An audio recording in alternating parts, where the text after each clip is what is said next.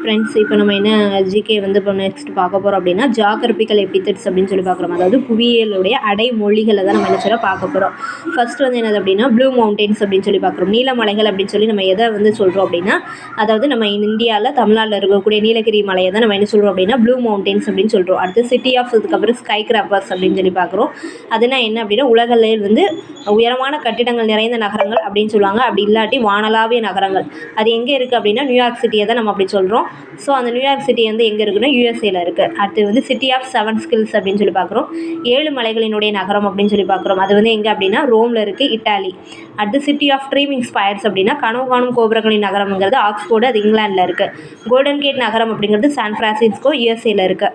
அடுத்து வந்து ஐரோப்பாவினுடைய காக்பட் அப்படிங்கிறது பெல்ஜியத்தை சொல்கிறோம். அடுத்து வந்து சைனாவினுடைய சோகம் அப்படிங்கிறது வந்து எனது ஹவாங்கோ. அடுத்து இருண்ட கண்டம் அப்படிங்கிறது வந்து எனது நம்ம டார்க் காண்டினென்ட்னா இருண்ட கண்டம், அது எங்கே ஆப்பிரிக்காவை தான் நம்ம சொல்லுவோம். அடுத்து எட்டர்னல் சிட்டி அப்படின்னா என்ன அப்படின்னா நித்திய நகரம் அப்படின்னு சொல்லுவாங்க. அது வந்து எனது ரோம் அப்படின்னு பார்க்குறோம்.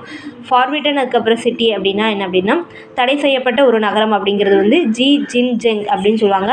அது எங்கே இருக்குன்னா சைனாவில் பெய்ஜிங் அப்படிங்கிற அந்த சிட்டியில் தான் அந்த ஜின்ஜெங் அப்படிங்கிற இடத்துல வந்து இருக்குது. அடுத்து வந்து என்னது அப்படின்னு பார்த்தோம் அப்படின்னா கண்ணீர் வாசல் அப்படின்னு சொல்லியக்கப்புறம் தான் என்ன செய்யணும்னு பார்க்குறோம். அது வந்து எங்கே இருக்குது அப்படின்னா ஜெருசலேமில் இருக்குது. பாபியல் மண்டேப் அப்படின்னு சொல்லி ஒரு இடத்துல தான் இருக்குது. அடுத்து வந்து கிரானைட் நகரம் அப்படின்னு சொல்லி எதை சொல்கிறாங்க அப்படின்னா ஸ்காட்லாண்டில் அபர்டீன் அப்படிங்கிற இடத்துல வந்து இருக்குது. அடுத்து பெரிய சிறிய ஹெர்ரிங் பாண்ட் அப்படின்னு சொல்லுவாங்க. இது வந்து எங்கே இருக்குது அப்படின்னா மாசசூசெட்ஸ் அப்படிங்கிற இடத்துல வந்து என்னதுன்னா இருக்குது. அடுத்து ஹெர்மிட் கிங்டம்னா துறவி கிங்டம் அப்படின்னு சொல்கிறாங்க. அது வந்து எங்கன்னா கொரியா.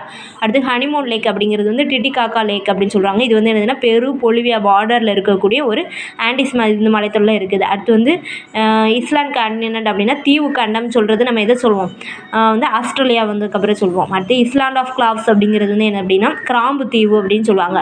கிராம்பு தீவு அப்படிங்கிறது வந்து ஜான்ஜிபார் அப்படின்னு வரும். இஸ்லாண்ட் ஆஃப் பியர்ஸ் அப்படின்னு கொடுத்துருக்கு. அதாவது முத்து தீவு அப்படிங்கிறது வந்து பக்ரைன் அப்படின்னு சொல்லுவாங்க. அடுத்து பியர் இஸ்லாண்ட்ஸ் அப்படிங்கிறது முத்து தீவுகள் அப்படிங்கிறது வந்து என்னது அப்படின்னா பனாமா அப்படின்னு சொல்லி பார்க்குறோம். அடுத்து கீ ஆஃப் த மெடிட்டரேனியன் அப்படிங்கிறது வந்து மத்திய தரைக்கடலினுடைய திறவுகோல் அப்படின்னு சொல்லி எதை சொல்கிறோம் அப்படின்னா ஜிப்ரால்டர் அப்படின்னு சொல்லி பார்க்குறோம். அடுத்து வந்து கோல்டன் ஃப்ளீஸ் நிலம் அப்படிங்கிறது வந்து எதுனா ஆஸ்திரேலியாவை சொல்கிறோம். அடுத்து வந்து நள்ளிரவில் சூரியன் உதிக்கக்கூடியது வந்து எங்கே அப்படின்னா நார்வே.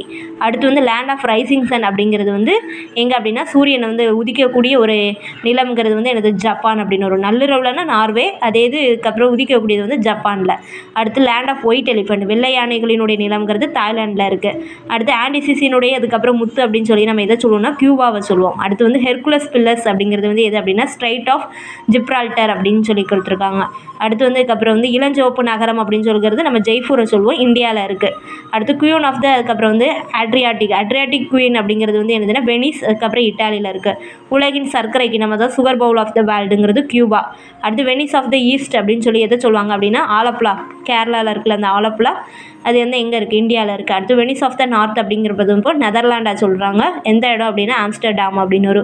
விண்டு சிட்டி அப்படின்னா காட்டு வீசக்கூடிய ஒரு நகரம் வந்து சிகாகோ, யூஎஸ்ஏல இருக்குது. எல்லோ ரிவர் அப்படின்னா மஞ்சள் நதி, அது எங்கே இருக்குது அப்படின்னா சைனாவில் இருக்கக்கூடிய அந்த ஹவாங்கோ அப்படின்னு சொல்கிறோம்னா சைனாவின் சோகம், அந்த நதி தான் எல்லோ ரிவர்.